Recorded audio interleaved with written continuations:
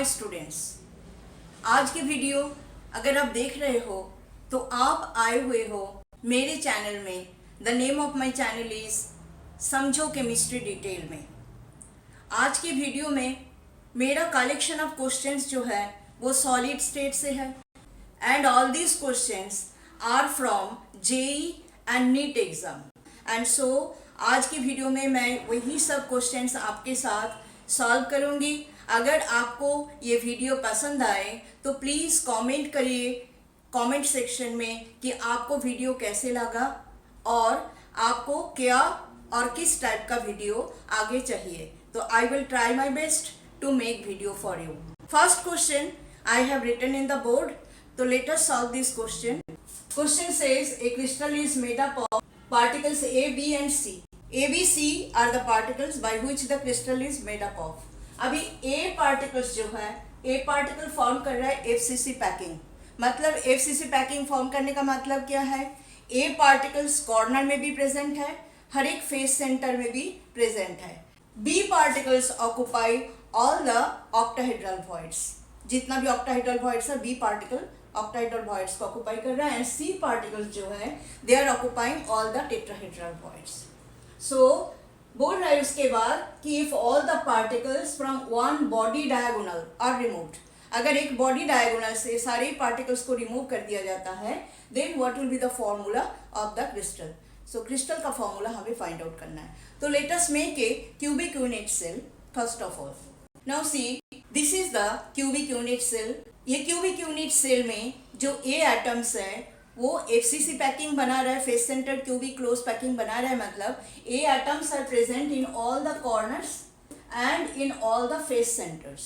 This is the face centre, this is the face centre, ये दो side के face centre है, ये फ्रंट और बैक का फेस सेंटर है।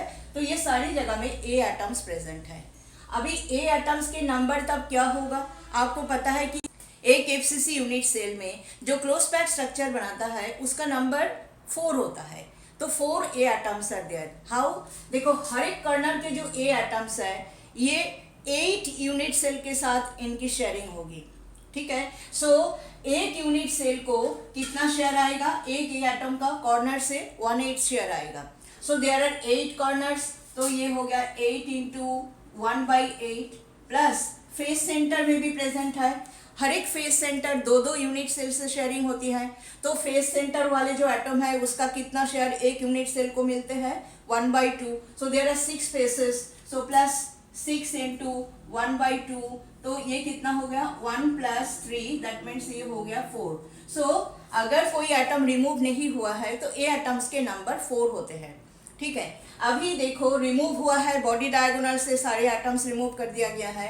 अब देखते हैं कि अगर ए एटम्स जो कि FCC पैकिंग बना रहा है उसका नंबर 4 है। आपको पता है कि ऑक्टाहेड्रल वॉइड्स के नंबर भी उतने ही होते हैं। कितने होते हैं? जितना कि टोटल नंबर ऑफ एटम्स होते हैं, effective number of atoms making the close pack structure, उतना ही ऑक्टाहेड्रल वॉइड्स होते हैं। सो ऑक्टाहेड्रल वॉइड्स के नंबर कितना होगा? ऑक्टाहेड्रल वॉइड्स के नंबर भी 4 होगा और टेट्राहेड्रल वॉइड्स के नंबर कितना होगा? इसका डबल, ये हो जाएगा 4 इंटू 2 दैट इज 8 हो जाएगा टेट्राहेड्रल वॉइड्स के नंबर। अभी B atoms octahedral voids occupy कर रहे हैं। अभी let us discuss octahedral voids के पोजीशन कहाँ पर है। ऑक्टाहेड्रल वॉइड्स की पोजीशन है हर एक एज सेंटर में। ये जो एजेस है जैसे कि ये यहाँ पे एज सेंटर में बी होगा, ये सारे एज सेंटर में बी एटम होगा। तो ये 4 का मैंने आपको दिखा दिया, ये बी एटम्स के पोजीशन है। और एक ऑक्टाहेड्रल वॉइड होगा आपका बॉडी सेंटर में, ये भी एक ऑक्टाहेड्रल वॉइड है, यहाँ पर भी बी एटम प्रेजेंट है। और टेट्राहेड्रल वॉइड्स कहाँ पर है? बॉडी डायगोनल्स में। सारे बॉडी डायगोनल्स में टेट्राहेड्रल वॉइड्स होते हैं। हर एक बॉडी डायगोनल में 2-2 करके टेट्राहेड्रल वॉइड्स होते हैं। तो टोटल टेट्राहेड्रल वॉइड्स सबका कितना होगा? 8 होगा, because there are 4 body diagonals. Now let us draw the body diagonal. एक बॉडी डायगोनल बना के आपको बताते हैं किस तरह से एक बॉडी डायगोनल से सारे ही एटम्स को अगर रिमूव कर दिया जाए तो number of atoms of A, B and C क्या होगा और फॉर्मूला क्रिस्टल का क्या होगा। तो लेट अस सपोज ये हम बॉडी डायगोनल बनाते हैं। ये बॉडी डायगोनल हमने बना दिया। सपोज ये आपका P है और ये आपका Q है। तो PQ is the body diagonal. अभी देखिए PQ बॉडी डायगोनल से अगर सारे एटम्स को रिमूव कर दिया जाता है तो A एटम्स कितने रिमूव हो जाते हैं, 2 A एटम्स रिमूव हो जाते हैं, ये भी रिमूव हो जाते हैं, ये भी रिमूव हो जाते हैं, A एटम्स 2 रिमूव हो जाते हैं। हर एक A एटम का कंट्रीब्यूशन क्या है जो कि कॉर्नर में प्रेजेंट है, 1/8 कंट्रीब्यूशन है। अगर 8 में से 2 कॉर्नर से A एटम रिमूव हो गया है तो कितना कॉर्नर में A एटम प्रेजेंट है, 6 कॉर्नर में आपका A एटम प्रेजेंट है। So effective number of A atoms जो कि कॉर्नर में प्रेजेंट है वो कितना होगा, 1/8 इंटू 6। अभी A एटम्स जो कि रिमूव किया गया है आपका कॉर्नर से तो 2 A एटम मिसिंग होंगे। अभी A एटम्स तो फेस सेंटर में भी प्रेजेंट है। सो फेस सेंटर कितने हैं, 6 फेसेस आर देयर। हर एक फेस के सेंटर में एक एक A एटम प्रेजेंट है। सो कितना A एटम फेस सेंटर में प्रेजेंट है, simple 6 into 1/2 because each face centre atom is shared by 2 unit cells. So face centre atom का कितना कंट्रीब्यूशन एक यूनिट सेल को जाता है, 1/2। सो प्लस क्या होगा, plus 6 into 1/2। Okay, so total number of आपका A एटम्स हो रहा है 6/8 प्लस 3। So it is 30/8। अगर आप कैंसिल करो इसको 2 से तो it will B 15, 4, so it will be 15/4. Now let us see what will be the situation for the B atom. B atoms सारे एज सेंटर में प्रेजेंट है because B atoms are occupying the octahedral voids. So B atoms के number, अगर कोई भी B atom remove नहीं होता तो B atoms के नंबर भी 4 ही होगा बिकॉज जितना जो है क्लोज पैक स्ट्रक्चर बनाने वाले एटम्स के नंबर होते हैं ऑक्टाहेड्रल वॉइड्स उतना ही होते हैं और यहाँ पे ऑक्टाहेड्रल वॉइड्स के नंबर 4 है। सो सारे B एटम्स जो है उनके नंबर भी 4 ही होगा। एक बॉडी डायगोनल के अंदर जितना भी एटम्स है सारे अगर रिमूव हो गए तो एक ऑक्टाहेड्रल वॉइड तो बॉडी सेंटर में भी है, बाकी आपका सारा एज सेंटर में है और एक ऑक्टाहेड्रल वॉइड है आपका बॉडी सेंटर में। तो बॉडी सेंटर से एक B एटम भी कम हो जाएगा। So number of B atoms कितना होगा, नंबर ऑफ B एटम्स ये हो जाएगा 4 - 1 that means 3। And C atoms कहाँ पर है, C atoms are present in the body diagonals. So 2 body diagonal मैंने आपको दिखा दिया। हर एक बॉडी डायगोनल में 2-2 करके टेट्राहेड्रल वॉइड्स है 1/4 डिस्टेंस में। ये आपका बॉडी डायगोनल है। बॉडी डायगोनल का 1/4 डिस्टेंस में फ्रॉम ईच एंड, ये एंड से 1/4 डिस्टेंस में एक टेट्राहेड्रल वॉइड होगा, इस कॉर्नर से भी 1/4 डिस्टेंस में एक टेट्राहेड्रल वॉइड होगा। ठीक है, इसी तरह से 4 बॉडी डायगोनल में टोटल 8 आपका टेट्राहेड्रल वॉइड होगा। तो एक बॉडी डायगोनल से सारे एटम्स अगर रिमूव हो गया है तो लेटर सपोज यहाँ पे एक टेट्राहेड्रल वॉइड था और यहाँ पे एक टेट्राहेड्रल वॉइड था, ये 2 जगह से C एटम भी रिमूव हो चुका है। So number of C atoms कितना हो जाएंगे, it will B 8 - 2, so it will B 6। So A, B, C हर एक पार्टिकल का नंबर हमारे सामने है। A पार्टिकल्स का नंबर हो जाएंगे 15/4, B पार्टिकल्स का नंबर है 3, C पार्टिकल्स के नंबर है 6। Now let us find out the ratio of A is to B is to C. A is to B is to C. The ratio will be 15/4 is to 3 is to 6. अगर हम 4 से सबको multiply कर दें तो ये हो जाएगा 4 into 15/4 is to 3 into 4 is to 6 into 4. So 4 cancel हो जाता है, so it will be 15 is to 12 is to 24. Now let us simplify it. Divide all the numbers by 3, then it will be 5 is to 4 is to 8. So the formula of the crystal will be what? It will be A5, B4, C8. This is the formula of the crystal. Let us go to the next problem. The second question now students, it says a metal crystallizes into 2 cubic faces, FCC and BCC. एक metal FCC crystal भी बनाता है, BCC crystal भी बनाता है। Whose unit cell lengths are 3.5 Armstrong and 3 Armstrong respectively. दोनों का unit cell का लेंथ अलग अलग है, आपको लेंथ बता दिया। अभी आपको पूछ रहे कि calculate the ratio of densities of FCC and BCC. ये एफसीसी और बीसीसी यूनिट सेल का जो डेंसिटीज है उसका रेशियो आपको कैलकुलेट करना है। तो पहले क्या करते हैं हम, जो एफसीसी क्रिस्टल है, एफसीसी क्रिस्टल के लिए पहले हम देखते हैं डेंसिटी का कैलकुलेशन करते हैं। यूनिट सेल का एज लेंथ आपको बता दिया, A is equal to 3.5 Armstrong. Armstrong मतलब 10⁻⁻10 metre, so it is 3.5 into 10⁻10 metre. इसको आपको सेंटीमीटर में ले जाना है, डेंसिटी आपको ग्राम पर सेंटीमीटर क्यूब में आपको निकालना है। So 1 metre is equal to 100 centimetres, so you have to multiply it by 100 means 10 square, so 3.5 into 10⁻10 into 10 square, so it will be 3.5 into 10⁻⁻8 centimeter. So let us now calculate the density. So density इस तरह से हम लिखते हैं रो FCC is equal to Z into M divided by A cube into N naught. So as it is FCC, so number of atoms in the unit cell will be 4. So 4 into metal का जो भी atomic mass है वो तो same ही रहेगा, m divided by a cube means it will be 3.5 whole cube into 10⁻⁻8 का whole cube means 10⁻⁻24. So it is coming 3.5 whole cube into 10⁻⁻24 into n naught. क्योंकि m और n नॉट जब हम रेशियो निकालेंगे तो कैंसिल हो जाएगा।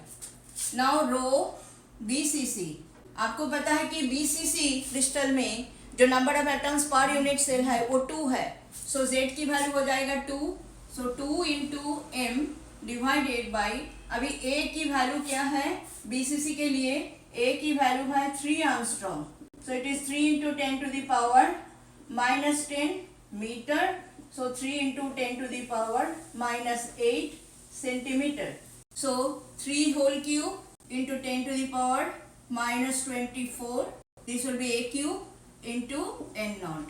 Now find out the ratio. Rho FCC divided by rho BCC will be equal to what? 4m divided by 3.5 whole cube into 10⁻⁻24 into n naught multiplied by 3 whole cube into 10⁻⁻24 into n naught divided by 2m.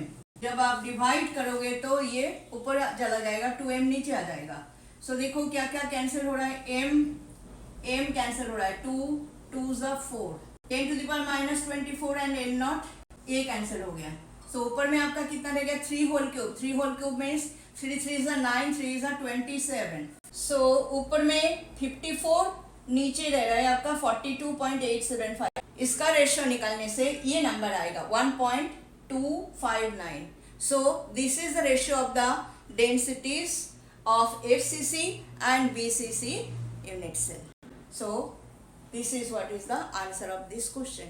Now in this question students they are saying कि cubic crystal of cesium chloride जिसका density दे दिया गया है आपको, the 8 corners are occupied by Cl- ions with a CS plus ion at the center and vice versa. मतलब अगर CS plus ions corners में होंगे तो जो सेंटर है, बॉडी सेंटर है, उसमें Cl माइनस, यही अरेंजमेंट है BCC का।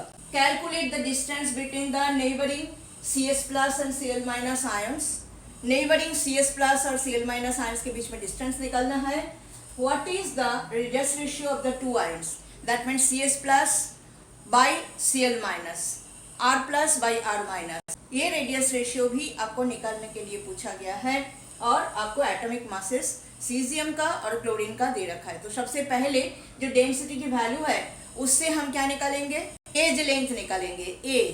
सो फॉर्मूला डेंसिटी का क्या है, rho is equal to Z into M divided by A cube into N naught. So आपको पता है सीजियम क्लोराइड एक आयनिक कंपाउंड है, तो in one BCC unit cell there will be one formula unit of cesium chloride.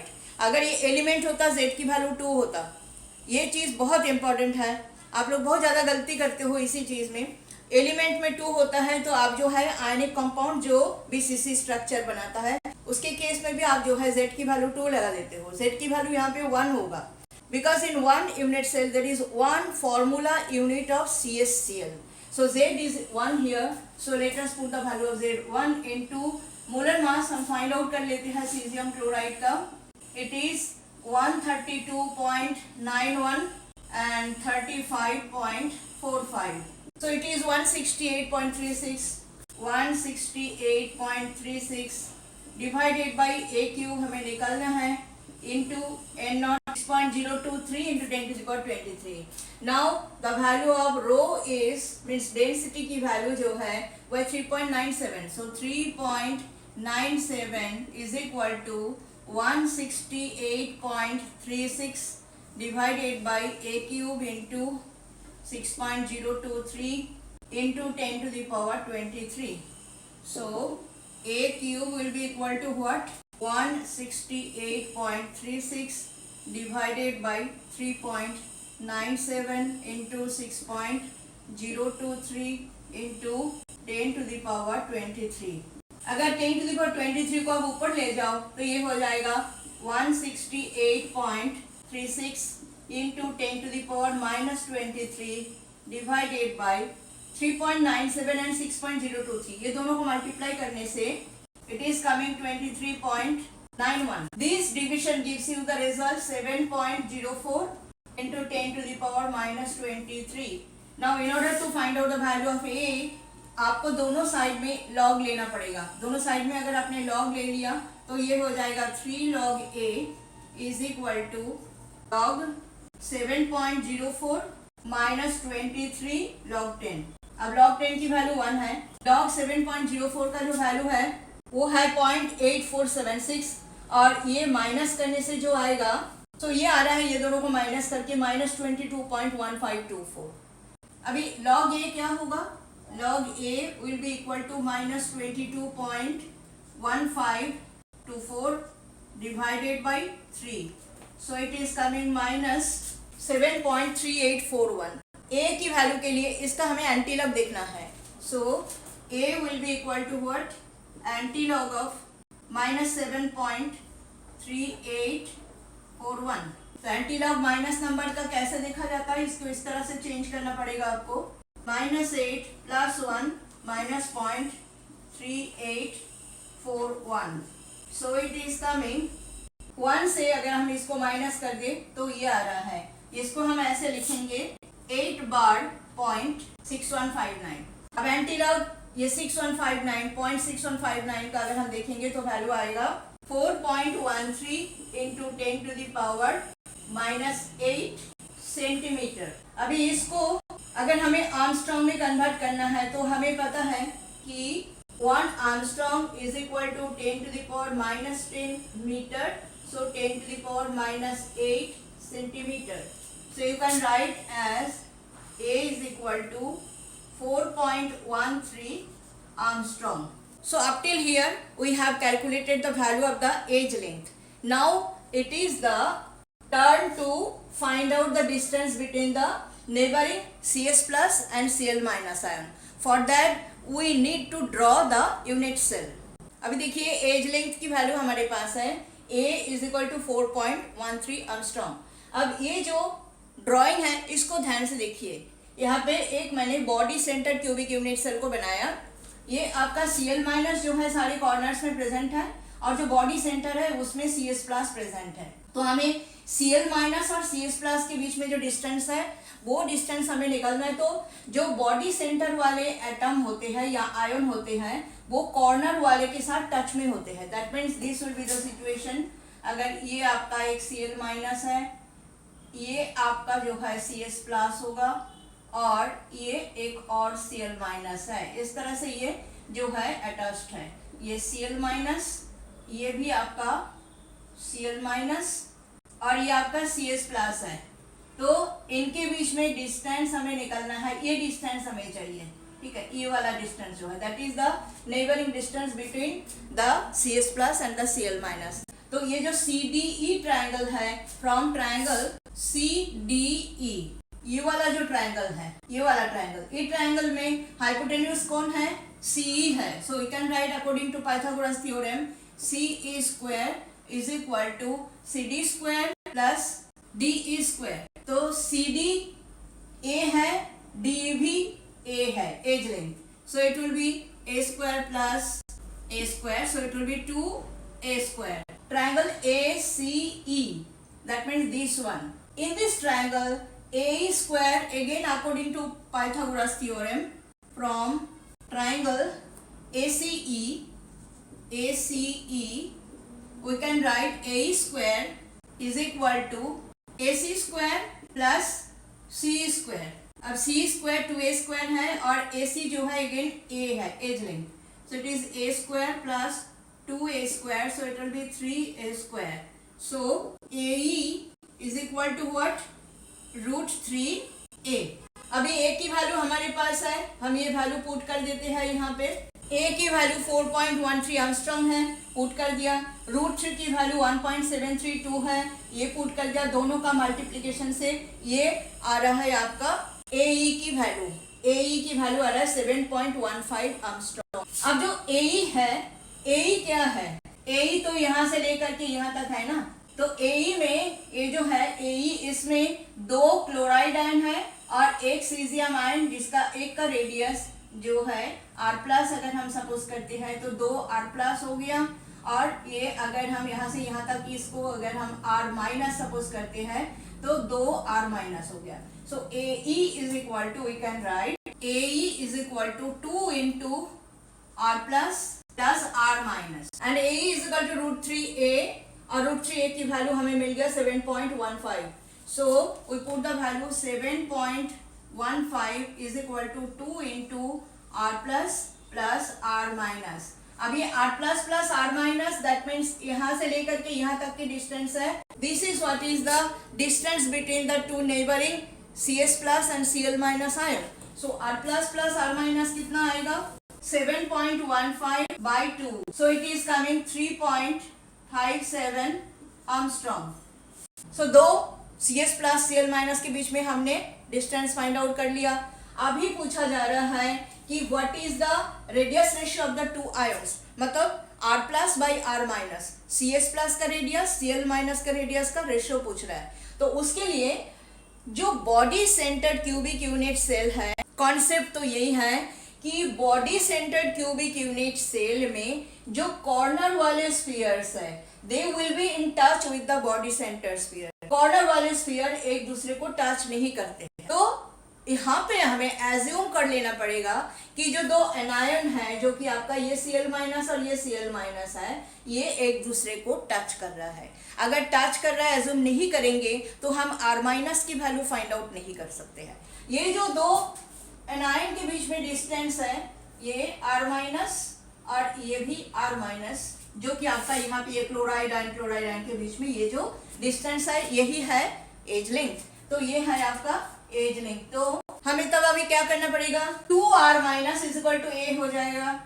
सो ये आपका यहाँ पे हम फाइंड आउट करते हैं A is equal to 2R minus. A की वैल्यू हमें पता है 4.13. सो 2R minus is equal to 4.13. So R minus is equal to 4.13 by 2. So it is 2.06 Armstrong. अब देखिए R माइनस का हमने ये एज्यूम करके वैल्यू निकाल लिया कि दो एनायन के बीच में गैप नहीं है, they are touching each other, otherwise there is no other way to find out the value of R minus, जो कि एनायन का रेडियस है. ये Cl माइनस जो आपका कॉर्नर्स में प्रेजेंट है, ये कॉर्नर्स में प्रेजेंट है. तो अभी हम क्या करेंगे? R plus plus R minus हमारा 3.57 आया है. सो हम यहाँ पे R माइनस की वैल्यू पुट कर देते हैं. So R plus plus R minus is equal to 3.57 और R माइनस की वैल्यू 2.06 है. सो R प्लस कितना हो जाएगा? 3.57 minus 2.06. So it is coming 1.51 Armstrong. Now find out the ratio R plus by R minus is equal to 1.51 by 2.06. So it is coming 0.73.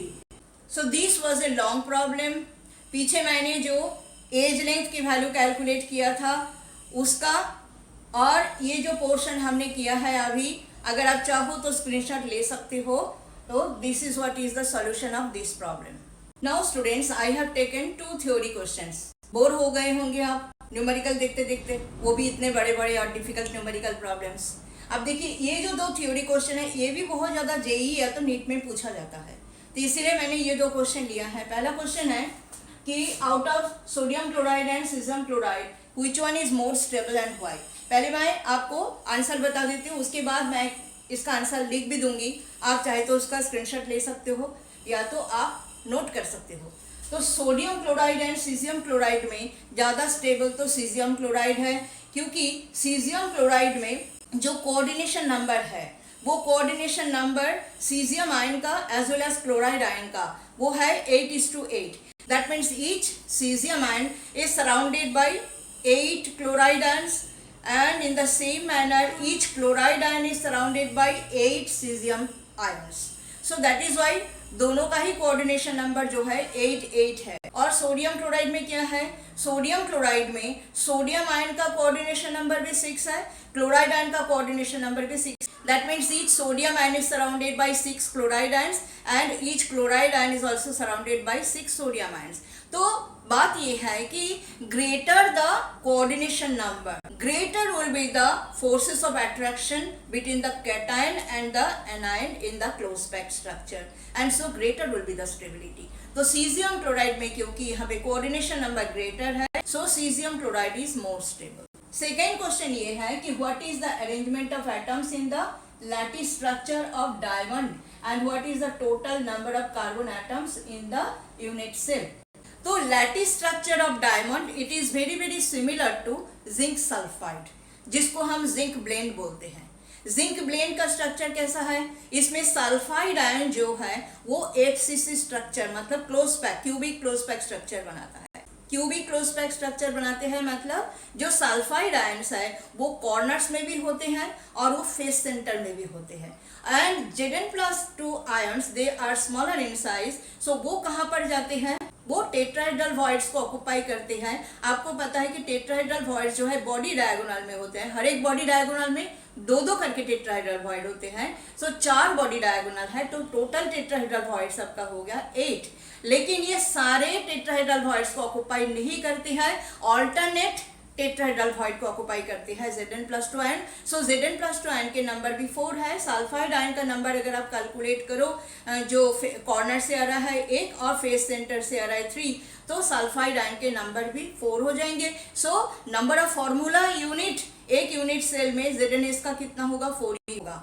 Diamond की structure भी बिल्कुल zinc sulphide की तरह ही है, लेकिन यहाँ पे 2 टाइप का आयन नहीं है, एक सिंगल टाइप का एटम है जो कि कार्बन एटम है. तो कार्बन एटम से ही यहाँ पे क्लोज पैक स्ट्रक्चर भी बन रहा है, और कार्बन एटम ही जो है टेट्राहेड्रल वॉइड भी ऑक्युपाई कर रहा है. तो कार्बन एटम जो कि कॉर्नर्स में है और फेस सेंटर में है, उनका टोटल नंबर तो कितना आएगा, कॉर्नर से 1 एटम होगा और फेस सेंटर से आपका 3 एटम होगा. तो टोटल कॉर्नर और फेस सेंटर मिला करके 4 कार्बन एटम हो गए. और ऑल्टरनेटिवली अगर कार्बन एटम टेट्राहेड्रल वॉइड जो कि बॉडी डायगोनल में है उसको ऑक्युपाई करते हैं, तो कार्बन एटम्स के नंबर बॉडी डायगोनल में कितना हो गया, 4 हो गया. सो टोटल कार्बन एटम्स के नंबर यहाँ पे कितना हो गया, 4 + 4 8. तो अभी मैं इस आंसर को बोर्ड में लिख देती हूँ ब्रीफली, आप इसको नोट कर सकते हो या तो स्क्रीनशॉट ले करके रख सकते हो. आपको क्वेश्चन सॉल्व करने के लिए ये काम में आएगा, बहुत इंपॉर्टेंट है. So I have written the same answer जो कि मैंने आपको बताया कि क्यों सीजियम क्लोराइड सोडियम क्लोराइड से ज़्यादा स्टेबल है. Greater coordination number means greater forces of attraction between the cations and the anions in the close packed structure. So cesium chloride is more stable than sodium chloride. And diamond का structure zinc blend, that means Zns का structure के साथ similar है, जहाँ पर जो आपका carbon atoms वो कॉर्नर्स भी ऑक्युपाई करते हैं, फेस सेंटर भी ऑक्युपाई करते हैं, और जो बॉडी डायगोनल्स है जिसमें 2-2 करके टेट्राहेड्रल वॉइड है हर एक बॉडी डायगोनल में, उसमें वो ऑल्टरनेटिवली ऑक्युपाई करते हैं टेट्राहेड्रल वॉइड्स. सो ये total number of carbon atoms in the diamond structure एक यूनिट सेल में 8 atoms. In this question it is asked What is the minimum distance between two octahedral voids in terms of edge length A in FCC lattice? अब FCC lattice में octahedral void कहाँ कहाँ होते हैं? आप सबको पता है octahedral voids are present in the edge center and one octahedral void is present in the body center.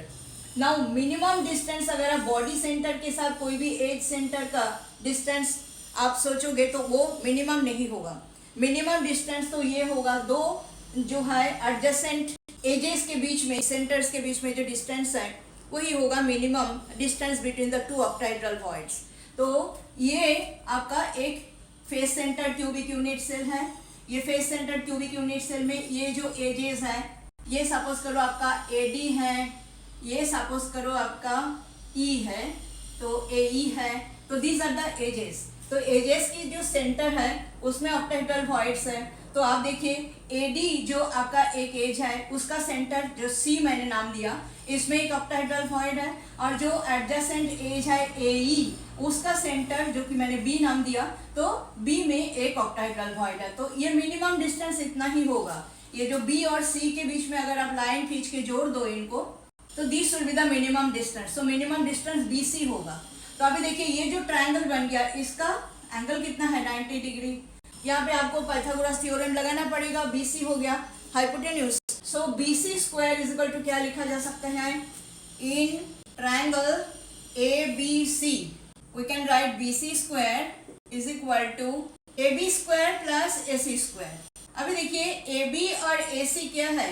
AB जो है it is half of AE. तो AE क्या है? ये A से लेकर के E तक, ये तो एज हो गया, इसका लेंथ तो A है. सो AB will be equal to A/2.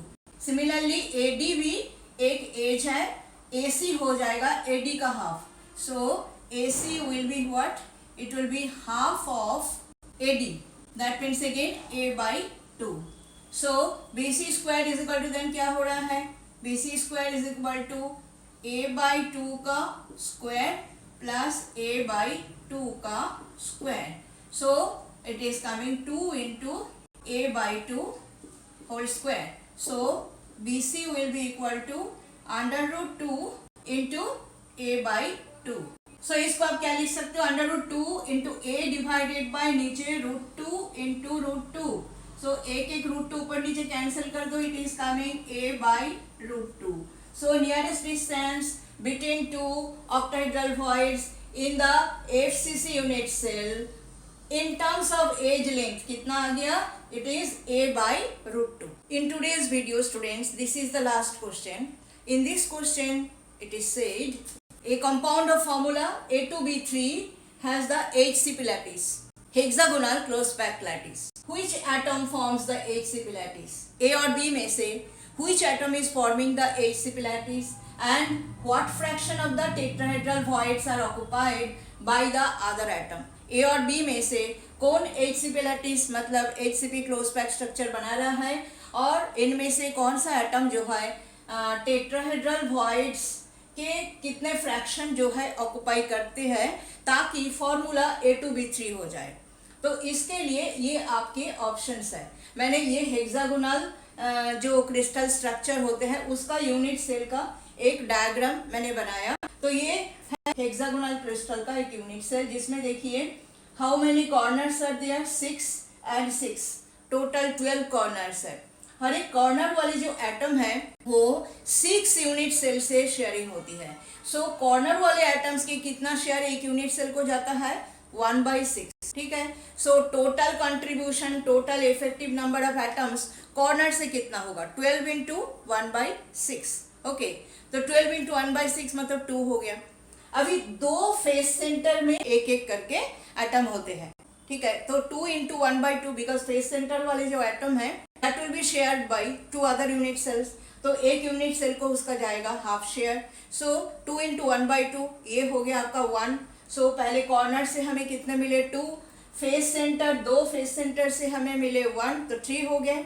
और ये जो 3 मैंने ऐसे प्लेन बॉल से दिखाया, ये बॉडी सेंटर में रहेगा 3, जो कि किसी के साथ शेयरिंग नहीं होती है. तो 3 + 3 टोटल नंबर ऑफ एटम्स हो जाएगा यहाँ पे 6.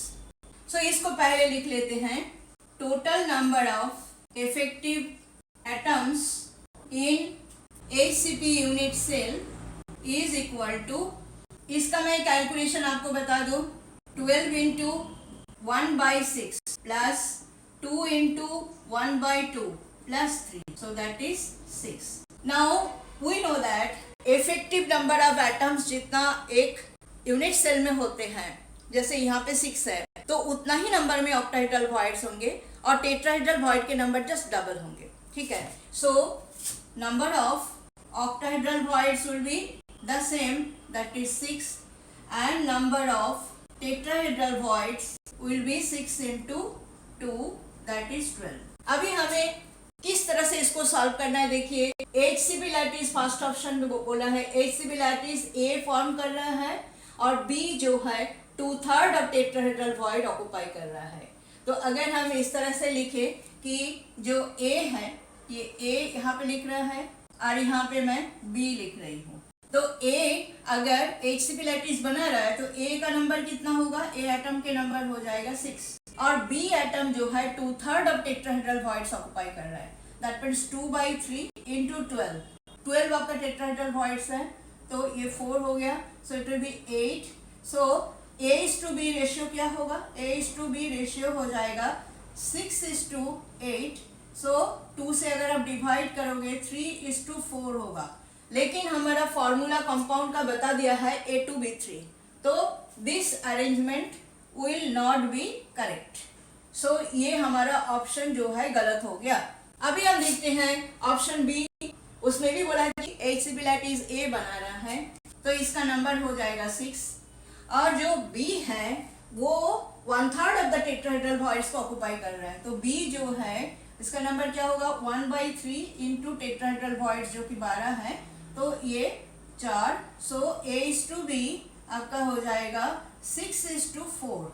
सो अगर आप 2 से डिवाइड कर दो तो ये हो जाएगा आपका 3:2, तो ये भी नहीं होगा बिकॉज फॉर्मूला है A2B3. सो इसमें भी हम क्रॉस मार्क दे देते हैं. अब हम करते हैं ऑप्शन सी.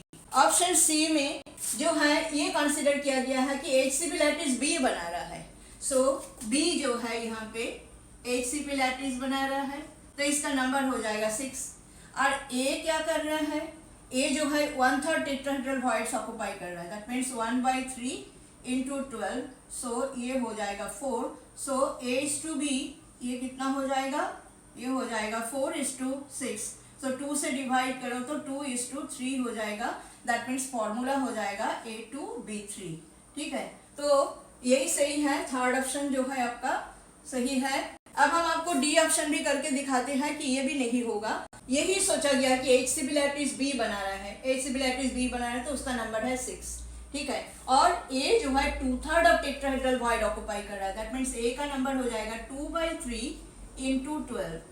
तो 2/3 इंटू 12 अगर आप करोगे तो 3/4 12, तो 8 हो रहा है A का नंबर. सो A:B देखो रेशियो कितना हो रहा है 8:6. सो 2 से डिवाइड करो 4:3 हो रहा है, दैट मीन्स फॉर्मूला A4B3 होना चाहिए अगर ये सही होता, लेकिन ये नहीं है. सो दैट इज वाई ये भी नहीं होगा. So option C will be the correct answer. तो ऑप्शन सी को मैंने यहाँ पे दोबारा बना दिया और यहाँ पर आज की वीडियो मैं ख़त्म करती हूँ. सो आई होप ये जो क्वेश्चंस है मैंने सॉल्व किया आपके लिए, ये आपके लिए बहुत ही ज़्यादा बेनिफिशियल होगा. और आप अगर कमेंट सेक्शन में मुझे कमेंट करते हो कि आपको ये वीडियो अच्छी लगी और आपको आगे भी वीडियो चाहिए, तो एक और पार्ट में मैं कुछ और क्वेश्चन सॉलिड स्टेट्स का ऑलरेडी मैंने रखा है कलेक्शन करके, वो वीडियो मैं बहुत ही जल्दी पब्लिश कर दूंगी. So hope you will subscribe my channel, because videos तो बहुत लोग बनाते हैं पर जेन्युइन वीडियो कौन सा है, which video gives you full knowledge, full concept, वो आपको डिसाइड करना है. तो प्लीज़ सब्सक्राइब माई चैनल समझो केमिस्ट्री डिटेल में. Link will be given in the description box and watch the full video so that you get your concept totally clear and you can attempt these kind of questions in your JEE and NEET exam. Thank you so much for watching the video.